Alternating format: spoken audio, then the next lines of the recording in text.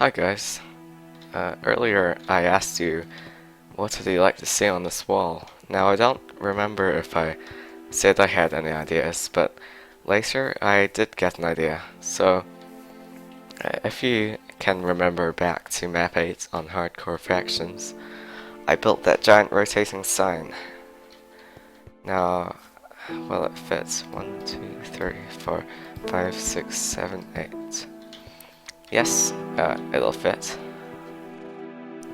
So my idea was to put it just above the door, and then we could decide on what to put on the two sides later. So let's hop over to my test world and I'll show you a design I made. Okay, here's all my redstone stuff and my texture pack stuff.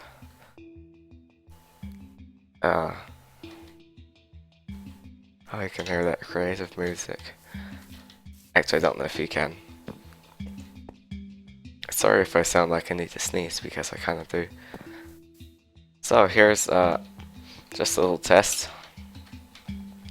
This is where the wall would be. It'll go along here and along here on the other side, so it's pretty hidden. There's it's inset by one block, just because of, well, it has to be.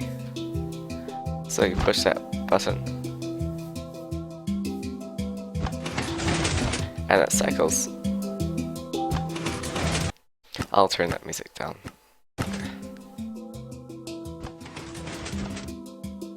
So you push it a bunch of times, and then eventually it'll swap over to the other side. Now, the big problem I had last time was that sometimes they were out of sync, and also you had to push the button manually every block you wanted to cycle. So I came up with this. In later updates, since I built the last one, you've been able to do things like this, where you have easy vertical redstone wiring with no delay.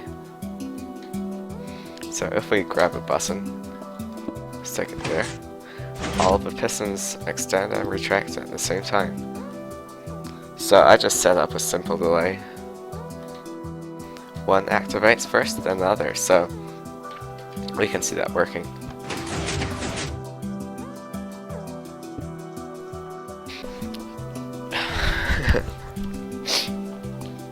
Sorry, I sneezed.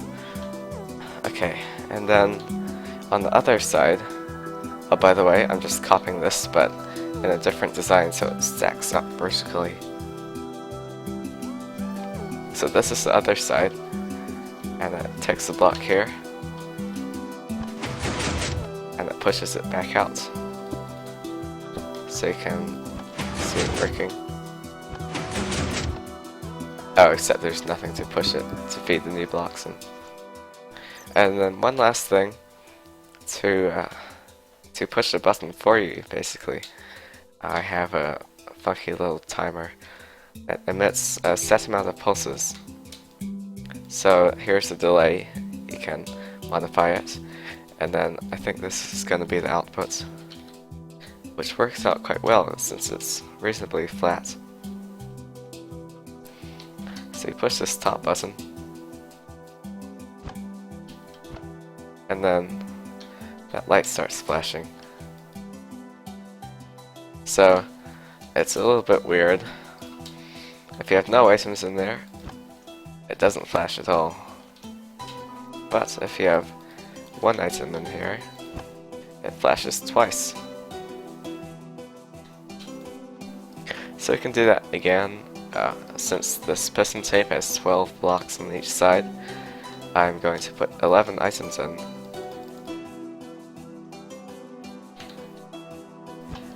And then you can count, it flashes 11 times. But you can take my word for that, I won't make you watch. So let's have a look at how it works. Right now it's counting up, so this hopper is disabled so it doesn't feed items back in, and we have a comparator clock just cycling around to activate the dropper. Now it's finished, so all my items are in here. You can see this torch is on, which disables the clock. Now when you push the button, it triggers this separate wire, which fires the dropper by itself just once. And then that is enough to... oh, you also have an RS NOR latch, so that same button enables the clock. And it also disables the dropper.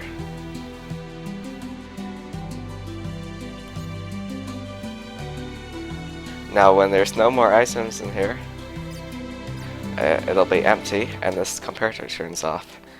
So this torch turns on and it resets the RS NOR latch. And then that starts, that turns this off, so items begin filing back into the dropper and the torch turns back off. So this is just my plan, so if you have any suggestions, please tell me.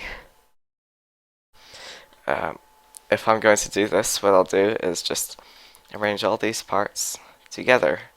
It's pretty modular, so it'll be quite simple, I think. I just have to go find some slime balls. So that's about it. Tell me what you think, and I'll see you later.